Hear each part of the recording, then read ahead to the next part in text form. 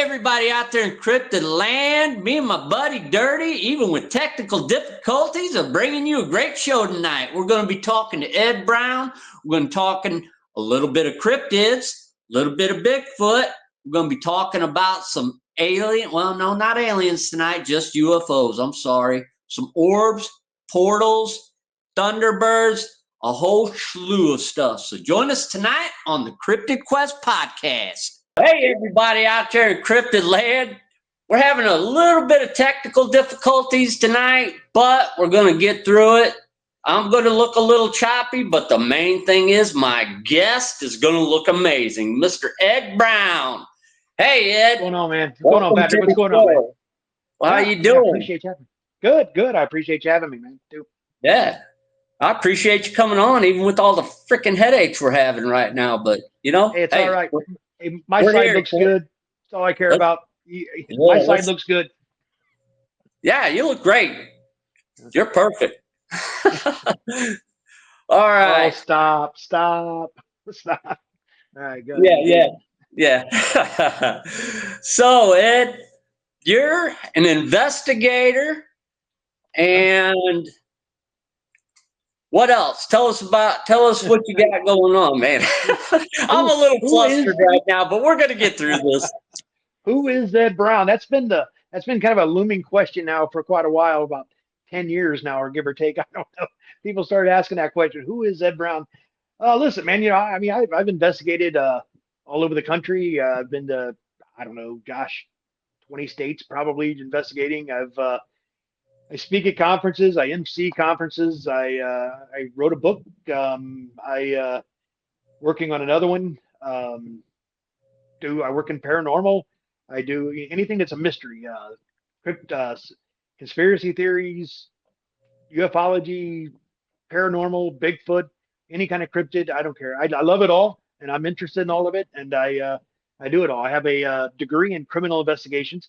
While I'm not a cop or I don't do anything in my field, but I do have a degree there, which I tell everybody it just shows that I have this curiosity. I have this desire to find the answers. And that's kind of where I'm at. Yeah. Well, I imagine that degree probably helps out when you're trying to figure things out in the field, I would think. Yeah. Did it teach you things that you can use in the field?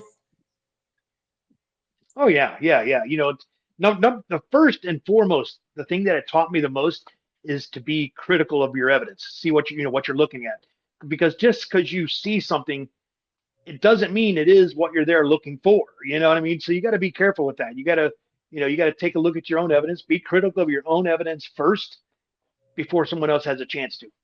So, yeah. Yeah. I love the way you did that at the conference, the Bigfoot, because you were talking about the evidence you thought you had, and it sounded legit the way you described it, and it actually apparently fooled a couple people. But then there was a couple people, and that were like, oh, wait a minute, but you were smart about it. You sent it out and had your peers look at it first before you just turned it on to the world. Sure, yeah. You're referring to the video Dan Lindholm and I got in Oregon. Yeah. And it was, man, I'm not gonna lie to you, man. When we got it, we thought we had some top grade, great clear footage.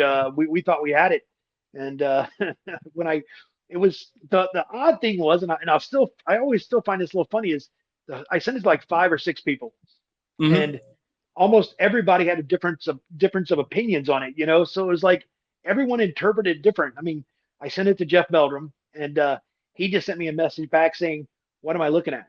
What do you see?" And I'm going, "Really? You don't see it? I don't want to put a red circle around it, but it's right there." Derek Randall sent it to him. He's like, "No, that's not a creature. That's just heat in the background," which is right. He was correct. I sent it to, well, I won't say who thought it was, but I sent it to a couple of guys who were like, "That is 100% an animal. That is 100%," and it was wrong. But it was interesting. Yeah. Good piece of footage.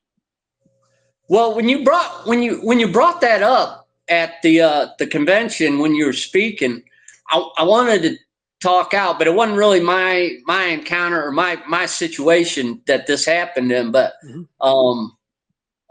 so Shane Carpenter, investigator here in Missouri, they had filmed what they thought was a Sasquatch and thermal, and it was, you could see like heat signatures on the side of the tree, and then a head kept coming out and going back and coming out and going back. And they thought for sure, they, like you did, they thought they had the golden egg.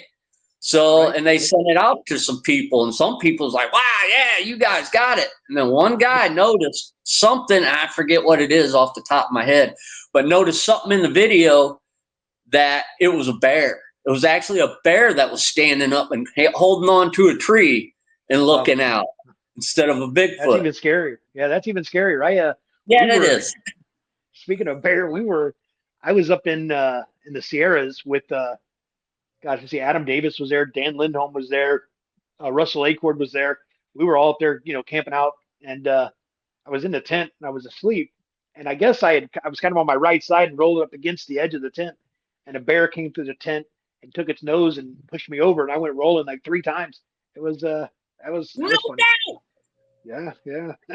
Holy cow! Yeah, so that was scary. So bears can sneak up on you, man. I was like, man, what? What was that? It was strong. I know that. So yeah, it was pretty fun. So, I'm not even sure have you had a sighting of a Sasquatch? I'm not sure if I've heard that you have or not. It's funny because all the times I've been out and all the because I always say I've had lots of experiences. I believe I've had a lot of experiences that were Bigfoot related, that Bigfoot caused or was a part of. But I've only had, in all the times I've been out, I've only had one sighting, and I'm pretty sure I saw a Bigfoot, and I saw the whole body walking down a mountain, but through binoculars from a distance, and snow was literally above my knees, and it was walking with no problem whatsoever through the same stuff that I was struggling to get through. And you've met me. I'm not a little guy. I'm 6 foot 240. No, I'm a big guy, healthy, pretty good shape, and I couldn't walk through it, but he did, no problem. So yeah, I believe I did. Holy cow! And where did that take place? I was in Harlan County, Kentucky, actually. So yeah, I was in Kentucky. Oh, Kentucky. Yeah. That's a scary area right around Kentucky, because it might have been a damn dog man around them parts. The way it was walking, I don't know Bigfoot, dog man, whatever. I kind of put them all in the same category, but whatever it was walking with absolutely no problem whatsoever. Just its arms down to its side. It wasn't flailing as it walked or trying to keep its balance or anything else. It just right on through the snow and was walking down with no problem whatsoever. So what time of day was that? It was in the morning. It was probably around 9:30 in the morning, 10 o'clock in the morning, something like that. I had gotten up that morning, and my brother. So maybe I should just start this over real quick because it's an interesting story. So through the years, I've interviewed a lot of people myself over the years, and I had my own show, Sit Down with Ed Brown, and Sasquatch Encounters, of course, and I had talked to quite a few people within like a 50-mile radius of that spot that had sightings, and it was pretty interesting stories. So I was like, I want to go somewhere. This was early on in my Bigfooting career, you could say. I was into it, but I wasn't really out actively trying to search as much anyway. So I pinpointed a spot which kind of the center of all the sightings was right there in Harlan, and so I go to Harlan. I get a cabin. My brother and I go down, and his wife. We go down.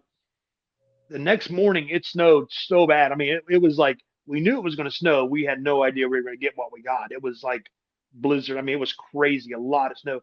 He drove an expedition, and he drove down, and you couldn't even see. You could barely see the hump in the snow of where his car was. So it was a lot of snow. Wow. And so I went out that morning, and I bundled up really good. And I go out on the deck area, and I kind of get out there, and I start looking around, and I saw what looked like a trackway up in the top on the hill behind the cabin. And I thought, man, I wonder what that was. Could have been a rabbit, could have been a deer, could have been Bigfoot. I don't know. But I was like, I'm going to go up and check it out. So I tried to make my way up there, but there was just, the snow was so bad, there was no getting anywhere. And I was going up this hill. I was trying to come up and come around and come back down the other side was my plan. And I was literally crawling on my hands and knees because I couldn't, underneath the snow was like falling sticks and rocks and trees and Oh things yeah. that were, pretty treacherous. It was twisted an ankle a couple times, like, all right, I better do this safely. And as I'm crawling, I heard a very definitive wood knock. One wood knock, it sounded like two baseball bats just pop. And I kind of sat there for a second and I listened because usually there's three. At least that's what you hear. There's three.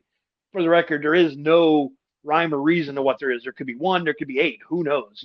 So I sat there for a little while and I never heard it again. So I turned around. I'm sitting in the snow, literally just sitting on the side of this hill. And I took my binoculars and I'm looking because it sounded like it came from a pretty good distance. And going down another mountain, probably a mile and a half away through my binoculars, I saw a bipedal thing walking down the mountain. And it was, again, walking with no problem whatsoever. And all I could see was a silhouette. It was still pretty small, but looking at the silhouette, and again, it was just walking with no problems at all. So it was a pretty cool experience. Yeah. Yeah, I'd say so. I'd say so. Well, that's the way I would want to see one from quite a distance. Yeah. Yeah. I always said that, but in reality, I think,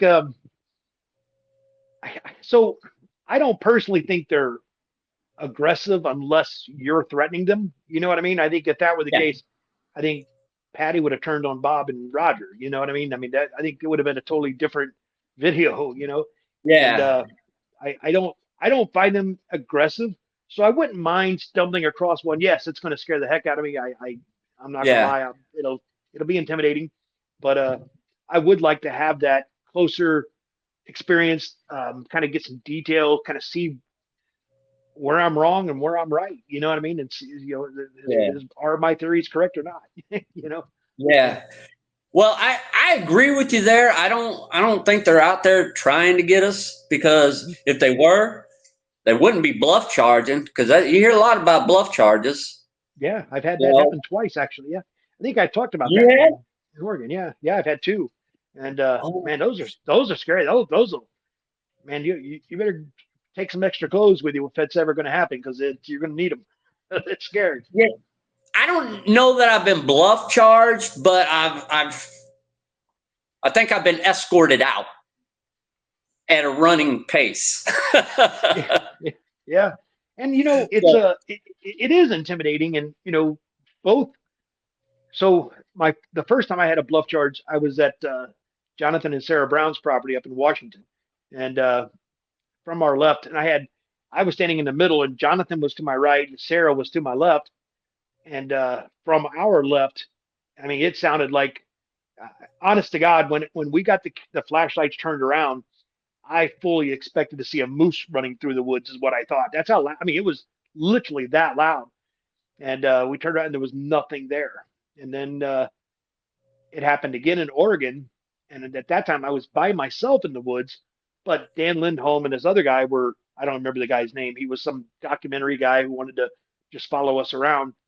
And they were close, but they weren't where I was. And this thing, same thing from my left, coming through the woods. And all I could do was turn around and just kind of get ready to fight. And, but it stopped just before I could see it. Yeah. Scary. oh, I don't know what I would do. Yeah. Yeah. They're scary. So I know. So when you investigate, do you like take reports from people, or do you strictly just go out there and check out your own areas? So I think taking reports from people are important. I think as far as like picking out a location, finding an area, things of that nature. And you've interviewed a lot of people, and I'm sure you have Yeah. a little red flag meter in the back of your head. When you Oh hear a yeah. story, you know, let's be honest, I've interviewed hundreds of people, and I probably only believe 10 stories that I've heard. And that's Yeah. it, it's cruel but true. Just being honest Yeah. with you. And Yeah. but sometimes you hear something in a story, like when I went to Harlan, there were several stories that I heard, and every one of them they were all like same size, same color. The only difference in the color was one person said it was black, but they also said it was in the shadows. So of course it would have come across darker. The Yeah. other ones, all the other reports said it was brown hair, um, had long hair in certain areas. They all described, and they didn't know each other, but they all described exactly the same thing. Their stories were very, very similar. And I was like, that's worth checking into. As far as documenting a report and putting it out and having a file and everything, no, I don't do any of that. I just listen closely and make mental notes. There you go. So, besides Bigfoot, what do you ever try to investigate anything else, like any other cryptids, or you Yes. strictly just investigate Bigfoot? Yeah, I mean, as far as like field work, it's been pretty much only Bigfoot.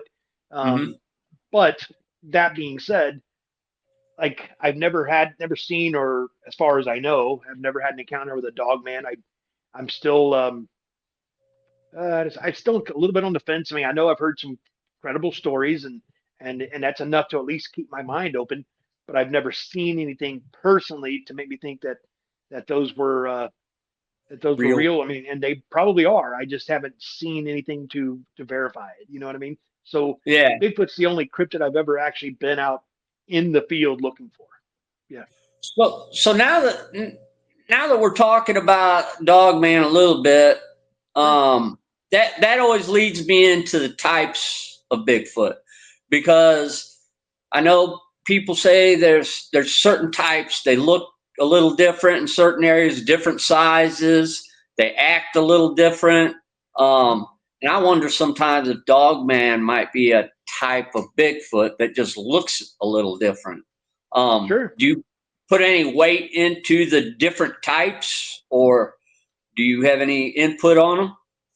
Yeah. I mean, I think there's definitely different types of Bigfoot. I mean, you look at encounters from all over the country. I mean, in the Pacific Northwest, they're generally bulkier. They come across more barrel chested. They become, they're just bigger, more bulky. Of course, it gets really cold up there, so they want to, build that size up to keep them warm. The skunk ape in Florida, for example, are generally thinner. They're very thin. They look more like a LeBron James type of Bigfoot. Like they're still muscular, but they're skinny. They have long, thin hair as opposed to the short, thick hair that you see on the Pacific Northwest. Patty, for example, in Ohio, they're very similar to the Pacific Northwest. Generally, a little more aggressive. There's definitely um, differences depending on where you go. Texas, I think, is a lot like Florida, uh, but there's definitely differences. I was talking to Jeff Meldrum one time. We were having breakfast at a conference, and this came up, and he said that he believes that there are kind of like you have a dog, right? But you Mm-hmm. have collies, you have German shepherds, you have poodles, you know what I mean? And he thinks Yeah. it's basically the same thing, or in at least that's what I took from what he said. Maybe I misunderstood him, but that's what I took from what he said. So, and then he explained the differences in different regions and why they would be, and it makes perfect sense. So yeah. Oh, okay. Okay. Well, yeah, that does make sense. All right. Mhm. Look at Dr. Jeff Meldrum go. Smart guy, great guy. Really, I love the guy to death. He's a super nice guy, but he's sharp, man. He's sharp. Yeah, yeah, yeah. I've not had the pleasure to meet him, but I think he whooped me in an intellectual fight He can for whoop a lot sure. of us, man. It was funny when I interviewed him. I told him at the beginning of the interview, I said, I told him, I said, I don't know if I would pass your class or not, but I'd like to take your class. It'd be fun. And then by the end of the interview, I said, okay, we now know I would not pass your class. He said, he goes, well, Ed, I'd like to think I'm a good teacher. And I'm like, okay, so you just made me feel bad. I don't care how That's good a teacher you are. I'm still dumb. you know. funny. So, Yeah. but no, great guy, great guy. So, out of all the encounter, or well, people you've interviewed, who's been the most interesting or your favorite? Wow. I probably shouldn't have put you on the spot like that, should I? Yeah, that's interesting. I did hear as far as like an encounter story anyway. Um, and I'm assuming that's what you're referring to, the Yeah. encounter stories. And I did hear a story, and one of the reasons I went to where I did, a gentleman who lives in Indiana had an encounter when he was younger in Kentucky, and it was a real good visual sighting. He was him and his, I think it said his cousin, they were out playing, and they were kind of wandered off from home quite a bit into the woods, and they ended up they took a donkey. They had a donkey with them that they had tied to a tree, and they had gone on the other side of the little creek to play, and they ended up falling asleep in the weeds. And when they woke up, he looked up, and there was a Bigfoot messing with his tackle box from where he was fishing and stuff. And he mentioned that when it stood up, he talked about how he measured it with the branch and everything else, and it was about 8 feet tall. And so he didn't go crazy on the height. The color was very consistent to other ones I heard, and overall, it was a great story. And he also mentioned some caves that were nearby that they believe they were staying in, and which is something else I believe as well. I think they use cave systems to get around quite a bit, and I think they have a knack for being able to see better in the dark than we do. I don't think they have illuminating eyes. Don't get me wrong, but I think their eyes are better adjusted for nighttime better than ours. So what do you think about the self-illuminating eyes? Because there's so many people that talk about it. Do you? So you don't believe in that at all? I don't believe I don't believe that a primate has that ability of any type. I know there are some fish that can illuminate a little piece of skin, a little ball to try to Yeah, catch bait and things like that. To use as bait to catch food. Um, anglerfish. yeah, yeah, yeah, yeah. So I don't know. I don't. I've never seen it. I've seen eye shine, but several times. But I've never seen anything that would illuminate like eyes in the woods. I have seen crazy lights in the woods, but not like eye shine like. Well, let's hear about the crazy lights because I've seen some crazy lights too. Let's take a I think a step onto the woo side. yeah, yeah, let's do it. Yeah, it's funny because it's very important. I point this out before we go because I don't consider myself woo, but I am open minded, right? Yeah. 100%. I think that I truly believe, and I think I said this at the conference too. I truly believe that no matter what your beliefs are, or how you research, or what you do, or what you're looking for, do it. Go out and investigate. Just let the evidence lead where you go. If you believe that they're interdimensional or whatever, go look for that proof. I think you should. I think everybody should. I think people should do whatever they feel is right. So I have no just because I'm not woo doesn't mean that I don't believe it's possible. I just haven't seen it myself. But Yeah. I will tell you, saw I got two in my mind, and I'm going, which one do I tell you? So the Bigfoot one, Tell we me were at. both. Tell me Yeah, both. I'll tell you both. The second one's going to blow your mind, though, and I've only said it, I think, once on any podcast. But All right. the first one I was at Jonathan and Sarah Brown's, same time, same property, and we were standing there and just in the woods. I don't get it, but out in the woods, it was like someone had just turned on a porch light. The entire area. It wasn't like a light that just illuminated the entire area. It was just like Mhm. this like dome light that was very centered. You know what I mean? The light was Yeah. very condensed. But Yeah. it just came on and then turned off. It was on for like a second and a half and turned off. And I was like, what world was that? So the next morning I actually went out there and I looked around looking for wires, light source, anything. I didn't see anything. So what it was, I have no idea, but it was like someone just flipped a switch and then turned it back off. Still have Oh wow. no clue as to what it was or what the meaning of it was or anything else. I have no idea, but it was about um, you know 8 9 feet high, probably out about 30 yards into the woods. And it just came on and turned off. Don't know what caused it. Don't know what it was, but it was definitely interesting for sure. And and I'll never, I can't deny anything I've ever seen. Whether I believe it was woo or not is a Yeah. different story. I do think that things happen that we experience, and just because we're looking for Bigfoot doesn't mean that Bigfoot caused it. You know what I mean? So things will Yeah. happen, and it doesn't mean that that was Bigfoot that did it. It just means that there's something else going on there. Something weird is going on. The second one, man. So I was in.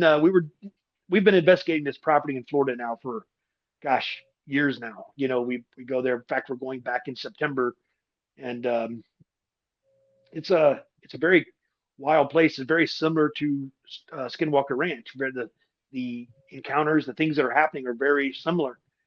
And so we were out there investigating, and Eric Connor from Epic Paranormal. I don't know if you ever heard of him or not on TikTok. He was there, and he was down in what we call the Sugar Shack, which is a little building down the driveway real far. This house is out in the woods. It's pretty secluded, and like 40 acres of land around it. It's a very secluded place.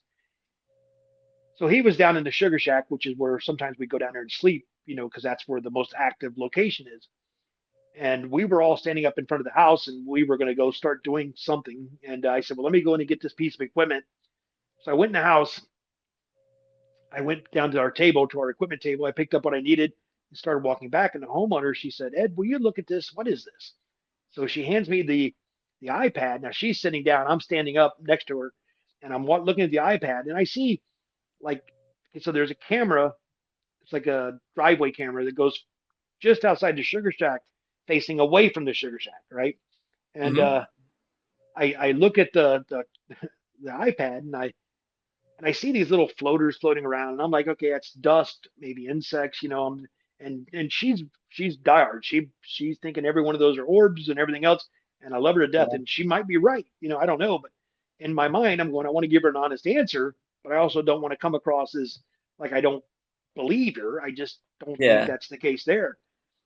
And all of a sudden, while I'm looking at it, trying to come up with some nice way to say it's just dust, a little ball of light shows up on the kind of on the left side of the video, or the camera, or the monitor, and I'm looking at it, and then it sits there for like 2 or 3 seconds, and then it starts to expand, and it got to about a 6 foot diameter ball of light, and then I saw a figure in the light, and I don't know if male or female, coming or going, but I definitely saw the side of a head, a shoulder, an arm. I saw it. I saw it. It was Yeah. the same color, but there was just a little line there. And Yeah. then it either came in or went out of that light, and I don't know which it did. I don't know, but all of a sudden the light goes back down to the size of a ball, and then poof, was gone. And I sit there. I won't say the You words. saw I a don't know if this is portal, a not an family orb. show. What's that? I said you saw a portal, not an orb. Well, it's funny because when it first happened, I was so confused by it because I had never experienced a portal, so I wasn't sure they were real, and it's this healthy level of skepticism. I was Yeah. open to them. I just didn't know. I just didn't. Well, science can create a portal. Yeah, yeah. So I got on the radio. I first asked her, I said, rewind this, rewind this. I want to see this again, rewind this. And she said, well, we're not recording. And I'm going, oh, No. no, you got to record. So I got on the radio real quick, and I said, hey, Eric, get outside. There's a, oh, hell, I don't know. There's a ghost outside. Go outside. So I run out. Of course, we all run down there, and turns out that little area is kind of has a little bit of a charge in the air, and it's still today. I mean, it's kind of weird. It's interesting. So we consider that one of the portal areas. So yeah, I believe I saw a portal. I do. I definitely believe in them now because I can't deny what I saw myself. There's nothing I Yeah. can't deny it. That's so cool. Well, Yeah, it was then, very cool. Yeah. yeah, I was just gonna say, as far as you saying you keep an open mind, that's the way I try to run with things. Sure. I'm never ever gonna call somebody a liar. I'm never gonna say, that's not what you saw, that's not what you experienced. I think, Sure. but like you said, sometimes there's flags in your head when you're talking to people. But, sometimes I think people might just get confused about what they're seeing because fear will do a lot of crazy things to your mind. 100%. Absolutely. So, in their mind, that probably is what they experienced, even though in reality it might not be. But Sure. I think just people being able to talk about it and not get ridiculed is huge. Sure. That so I love it that's the stance you take, because when I first came out and started talking about stuff, I was scared to talk to anybody about it. But once I started finding people that had experienced it as well, or something similar, or just had a belief in it, it made it easier instead of getting laughed at. And Yeah. I think that keeps a lot of people from telling their encounters.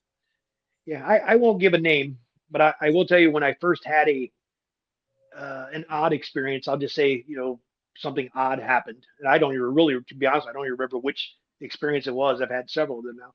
But I called a very well-known researcher, and I told him what I saw, and I'm like, what. And he says, Ed, don't tell anybody, because as soon as you do, you're going to be laughed at, you're going to get called woo and everything else. And he goes, but I've seen them too, and this guy's dead diehard, science fact, that kind of guy, but he's had those same experiences. And I'm like, well, I'm not very good at not talking about what I've experienced. I can't, you know, I just tell people this is where I stand, and this is regardless of what it was. It doesn't mean that what I saw was Bigfoot. It just means Yeah. that I saw an odd anomaly. And that's the way it is. So now, besides Bigfoot and cryptids that are out there, um, you say you investigate paranormal. Now, when you Sure, yeah. say paranormal, you talking about ghosts, aliens, both? Well, okay, so mostly ghosts. I mean, I've been on lots of paranormal investigations and have had some really wild things happen there as well. But um, I've always felt like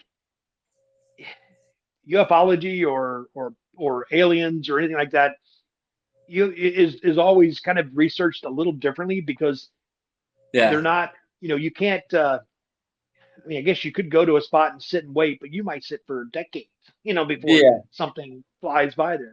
So that has more to do with just having conversations with people who've been in the field, who've had things happen, and go from there. You always like that encounter or that experience that more than multiple people have witnessed, so that they can corroborate each other. That's kind of what you're hoping for. Um, yeah. with ghosts, yeah, I've had some pretty interesting. We were there's a place called Octagon Hall, which is in Franklin, Kentucky, not far from you, as a matter of fact. It's not very far. If you ever want to go, let me know. We'll set it up. But All right. so we've had lots of experiences there, but one specific experience was I was there and I had taken my phone and I had set it down we were upstairs in this room that was during the Civil War. It was like used as a hospital room. There's actually still some mannequins and things like that, as if somebody's having surgery that's in there. And but I had put the phone down on this little stack of books. There were like three books, and it's flat. I put it down on that book, and actually forgot it was even there. And we're on there doing our thing, and all of a sudden we hear this bang, like really loud, like something was thrown. And I'm like, what in the world was that? We look around, we don't see anything, we can't find any evidence of anything, but we heard it, and we have that on audio, by the way. So we actually have it on film. We don't see the act of it on film, but we are filming when it happened. We see our reaction to it. But we look around, we don't see anything. And a little bit later, I'm like, where's my phone? My phone had been pushed off the books, slammed against the wall, and fell down behind that dresser. So my phone was behind the dresser on the floor, and we no idea how that happened. There's no way. There's no logical explanation. Holy crap. Nobody touched it. Nobody touched it. It was by itself, all alone, and it literally just slid off there, hit the wall, and then fell behind the dresser. So yeah, and it was pretty wild. So that was a pretty cool event. Wow, that's pretty cool. Yeah, So that was. have you ever seen? Have you ever seen a UFO? A UFO. I've seen things that I can't just pure definition I can say it was unidentified flying objects, but because I couldn't identify them. But I don't know if they could have been drones, they could have been military, they could have been who knows, but I've never seen like anything close enough to where I can say, wow, that is a spaceship. You know what I mean? I haven't seen anything like that personally. No. Like you haven't seen the giant triangle in the sky that blocks out the Correct. I've been looking. I did. Horizon. Maybe I did. I will tell you, there was one time I was driving. I drive for a living, and I was coming from like Boise, Idaho, and I was coming down, and I went down this. I can't remember the name of the highway, but it goes from basically Idaho straight down through Nevada, literally all the way to Las Vegas, I guess. And but this, I was coming down, and as I went over this hill, it was so quick. I mean, I just saw it for a second because just the timing wise, it wasn't moving fast. We were just going different directions. But as I go over this hill, this thing flew past me. It was off the road about even with the telephone poles, and it was probably about an extra telephone pole high. You know what I mean? It was like double the telephone poles high. Wow. And it was coming this way. And it looked like just a big pill, And I remember thinking, what in the world was that? That was wild. And as I kept driving, maybe a mile down the road, there were two cars parked coming north on the other side of the highway. They were northbound, and people were standing outside their car, and they were pointing at the right above the telephone poles. So I'm like, well, then they saw it too. What was that? So I don't know what I saw. I only got a second, half a second glance at it, but it was kind of neat. It just looked like a big giant pill, flying through the air. But again, so maybe I did see a UFO. I don't know what it was. You holding out on me? Yeah, I forgot about that. Actually, So speaking of you driving, because I knew that, and then this doesn't have to be paranormal or cryptid or anything else. What kind of crazy stuff you see out there? I know there's got to be a crazy trucking story you got. Oh my gosh, man! Drivers are probably the other drivers are probably the worst. Everybody, I always joke, like, I'm not even really joking. I'm just being honest. People are. There's no other better word than say it. Most other drivers are just selfish. When you run and fly up to try to get in front of somebody else and gain 10 feet through a traffic jam, like you don't have any care of whether you're going to kill somebody's family because you run them off the road over a hill or something, it's just senseless, and I see it all the time. So that's probably the craziest thing I see. But as far as, gosh, I guess that experience I just told you, I was probably the craziest thing I've ever seen, but it happened so fast. Gosh, I've seen a lot of police chases. I've seen crazy stuff like that. All I'm doing is putting you on the spot this entire interview. Yeah, I didn't expect that question. I know. Well, I didn't expect to ask it. It just came out. Sure, it's all right. It's all right. That's what makes a good interview. That's what makes a good interviewer. That's good. That's good. Damn, now I feel bad because I screwed you up. Okay. Well, so now have you had anybody on your show that deals with any other type of cryptid besides Bigfoot, or I've talked to like psychics and things like that. Ken Gerhardt's been on the show. He does mostly the birds, like giant birds, things of that nature. Great guy, by the way. Very intelligent. Now you bring that up. I've had like 4 or 5 interviews in the past year with people claiming to have seen either thunderbirds. The last one I heard, lady called it a thunder crow. What do you think about that? Do you think? And I mean, when people describe them, it's usually people who know what they're talking about. They usually give me like a reference for size. Like the lady said that the Thunder Crow is what she called it, but she said it was so big it went to land on like a telephone pole. It's got and she said its wings were bigger than the top of the telephone pole that stretched out. And she said it didn't end up landing; it ended up flying off and not landing. And then I had actually my sister said she saw something. She said it looked more like a pterodactyl. But that's what I was getting ready to. Yeah. I've heard that several times, and to answer your question, yeah, you get so. I've when somebody says when you mention they know what they're talking about. Those generally worry me because those people who know what they're talking about generally can um, add in things that maybe they didn't see. You know what I mean? But that yeah, doesn't mean it's true. I'm just saying that I'm a little more careful with those. It's the people who don't know what they're talking about, and like I don't know what it was. Um, I didn't experience this. This is just somebody telling me people they've talked to, which was pretty cool. But he said that he had talked to several people from different parts of the country, speaking of mm-hmm. pterodactyls, who have talked about seeing an actual pterodactyl, and these people didn't know each other. Time frames were perfect. I mean, perfectly timed time frame. And people who didn't know each other. So that was, I don't, I guess you'd have to go back to the portal situation again, I guess, and say what's coming in and out of these portals. That's because I don't think there's any pterodactyls actually living here. Living and breeding.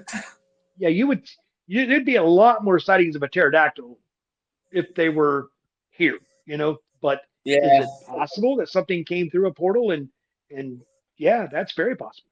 Yeah. yeah. The whole portal thing scares, but it scares me and fascinates me Yeah. because Yeah. I had one interview where the lady talked about. She said she was out in the woods camping, and she just happened to sit up. She said she saw. She said, I don't know what it was, but it looked like a portal had opened up inside her tent. And she Wow. said she was looking through it and could see a room somewhere else. And she said she couldn't really tell time period or anything. She Right. didn't see any people, but she said it just opened up for like 2-3 seconds and then closed. Wow. And I, I was like, were you tempted to like reach in there or stick your head in there? And I would have. I know that's my problem because I would have too, and then I'd have done it right before it shut. Yeah. Right, My head would have have been me left there, there. but Yeah. So she was like, yeah, but she's like, it closed up before I had a chance to do anything besides be like, wow, what the hell was that? right. So, Yeah. and I think portals naturally occur in certain spots on this earth. Just my opinion. So so understand that until I had my experience, I didn't really buy into the whole portal thing. I never really thought, okay, like people would show, I got a picture of a portal and it's not a portal. That's Yeah. not it's a dark spot in the woods. It's not a portal, Yeah. but I digress. So I wasn't 100% on board. Like I was open minded, but I wasn't 100% on board with portals. And so after my own experience, I kind of really started looking into it. And I have two theories. I don't know which one is right, but I think that one of these two is accurate. I don't know which one it is, but it's either a wormhole from basically one dimension into another, or one place into another place, whether it be another planet or whether it be another time. I don't know, but I'm sure there's, it gets very confusing when you start thinking about it. But the other explanation that I think is very possible as well is if you can imagine, um, if think of a gym, like a high school gym, okay? Mm-hmm. And the whole gym is lined with curtains that go all the way across, okay? The whole gym has curtains that are only like this far apart, but the entire wall, the whole gym is covered with curtains. But each curtain is a different dimension, okay? Occasionally, two of these curtains will touch each other, okay? When they touch, I think that maybe that is a portal opening up. When there's two different dimensions that actually come into contact with each other, I think that there's a portal that opens up that would allow something to go from one dimension into another. And I don't think it's. I think I'm going to contradict myself here because I don't think they're necessarily intelligent. I don't think they're unless they're the wormhole. I don't think they're necessarily. If the curtain scenario is accurate, then I don't think they're intelligently made. I think they just happen by accident. Okay. I Um, got it. but again, what I saw a figure in that, so it had to been. So I don't know, man. It's just is I don't know. Yeah. I know. I'm asking Uh, all the tough questions today. no, listen. I I've want to asked know myself. everything, Ed. Tell me. I've asked myself the same questions many times. Like, so what is it? What's causing? Because I'm now I can't. Shoot, I can't sleep. I'm like, man, what is it? What is it? So it's the just when you see something that you just can't wrap your head around, you get you confuse yourself, Yeah. and that's kind of where I'm at. It's like I know what I saw, I just don't know what I saw. If that makes Yeah. sense, Yeah. Yeah. and Yeah. Yeah. so I don't You know. know I what don't you saw, but you don't know what it was. exactly. I don't know what caused it. I don't know where it came from. I don't know. I don't have any of the answers, but I saw it, and I don't know, man. It was pretty I'm, wild. So I'm going to have to say, Ed, that was one of my favorite portal Well, I'm going to call it an encounter because you're not throwing up any red flags with me. I think you really saw that. I 100% saw what I said I saw. What I told you is 100% exactly what I saw on that monitor. Now, when we got No, down there, of course, there was nothing there. Now, and wait a minute. You know what? I'm gonna take. Can I take that a little further? yeah. Okay. So I'm going to kind of verify a little bit. So, another guy who goes with us to Florida, his name is Matt Jackson. Great guy. Guy's very intelligent. Dan goes, by the way. Dan Lindholm. He'll go as well. He goes down there with us. Matt Jackson is working on a new ITC device, right, which is used to communicate with the other side. Okay, Oh, yeah, yeah. Hmm. so this piece of equipment is called the Prism. It doesn't have a memory bank in it, and I don't know how much I can tell you about how it works because they're still creating it. Um, Yeah. but it does have a memory bank. It's not connected to the internet. It doesn't have a library in it. Nothing like that at all. It literally, I'll go this far. It takes the different waves, like brown noise, which is a different frequency than white noise. All Yeah. white noise, brown noise, yellow noise, red noise. They're all just different frequencies of sound, and they're everywhere. Basically, what this machine does is it takes that frequency and it gets rid of the static. And theoretically, when the static is gone, there should be nothing there. But Hmm. we can communicate, and so much so that um, this thing we've set it up. Gosh, I keep backing up. I keep going back to tell the story. You're There's like fine, different things I got man. to tell to set this up. So we had setting it up, and we were in the living room of their house, and it said out of the blue, just by itself, no one's asking questions or anything else. The machine just said house guests brought cigars, and everybody's like, well, "That was stupid. That was crazy. Why would they?" I'm like, "No, it's true." Because the homeowner and he and I, every time I go down there, I stop and I buy some cigars, and then we go out on his deck and we smoke a cigar and we catch up. We do it every time. Yeah. Nobody knew. I wasn't hiding it, but we don't Yeah. talk about it. Yeah. And this thing just said that. And it's like that's crazy. So That is crazy. so that gives you an idea of the prism. So anyway, we have it set up. We're at the portal area and we have it set up. All right. And we we literally have the machine set up in right where that light was. Okay. Mhm. And Ryan Singer, who's another guy who goes down, he's kind of our team leader. Ryan Singer, great guy. He's funny. He's a professional comedian by trade, but he's a paranormal investigator as well. He he just left my house. Actually, he was here for like 4 days. It's like, dude, it's Oh, there time to you go. go. I'm kidding. I'm just kidding. He so he got up and walked around the table, and someone said, "Who's in the portal area?" And it said, the machine said Ryan, and we're like, wait a minute, wait, Ryan who? And it said Ryan Singer. It actually said his name, but the point was to this is to say that it was referring to the portal area, not just any specific area. So it knew what we meant. You know what I mean? So Yeah. it's so there's something going. There's an investigator who used to investigate that property, a Bigfoot investigator. I won't say his name just because he passed away, but I knew him. We investigated together a couple times, and I'm the only one of our team now that knew him. You know, that was I'm the old timer now. You know, I've been going there longer than anybody else, and he passed away, and he came through the prism, and we had this little joke that we did together just for fun because we both love moon pies, you know. Yeah. So we would harass each other, and when I'm on the road or if I see a moon pie, I'll buy one and I'll take a selfie of me taking a bite of it and I'll send it to him. And you know, he'd be like, "Oh, you jerk," you know. Then he does the same thing to me. Well, we did that, but then he passed away. And in the prism, I said, or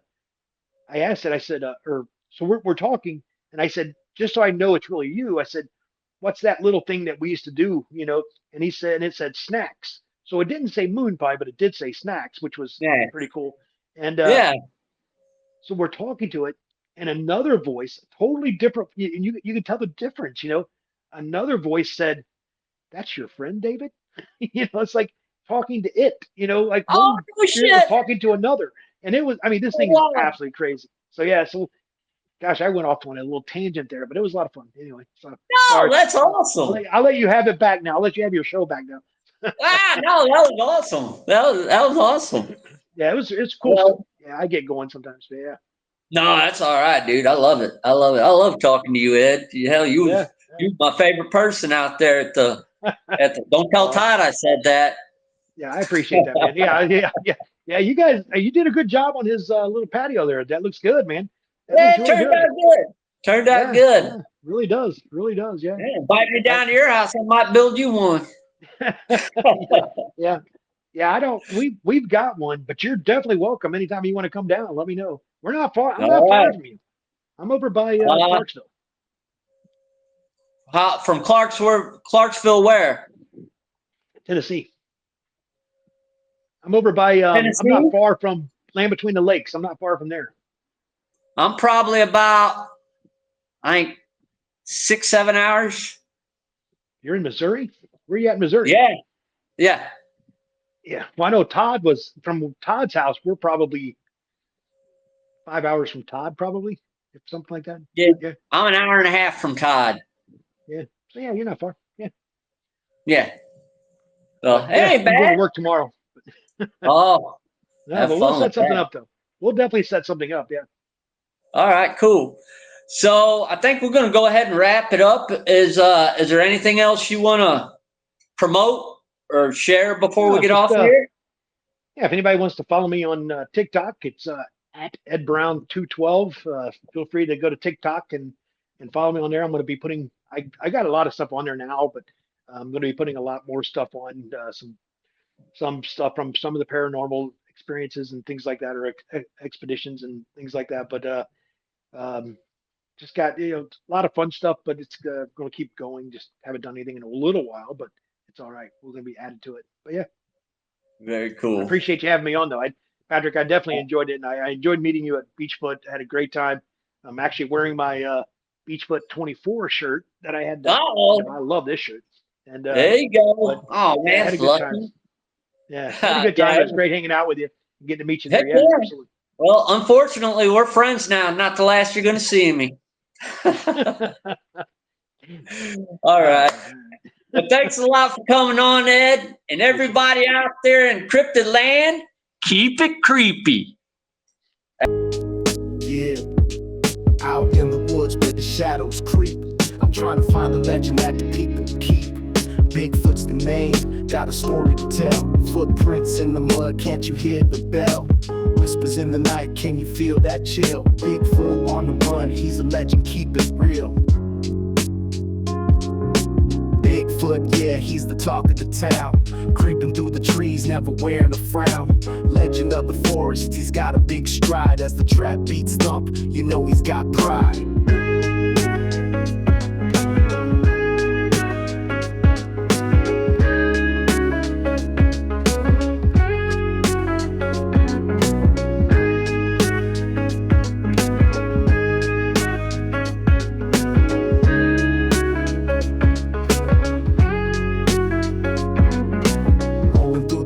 Like I'm on a quest, searching for the homie, you know he's the best. Got my camera ready, heightened senses on blast. Snap a shot of Sasquatch, legend unsurpassed. Eyes in the dark, you can't catch what you can't see. King of the woods, living wild and free. Bigfoot, yeah, he's the talk of the town. Creeping through the trees, never wearing a frown. Legend of the forest, he's got a big stride. As the trap beats thump, you know he's got pride.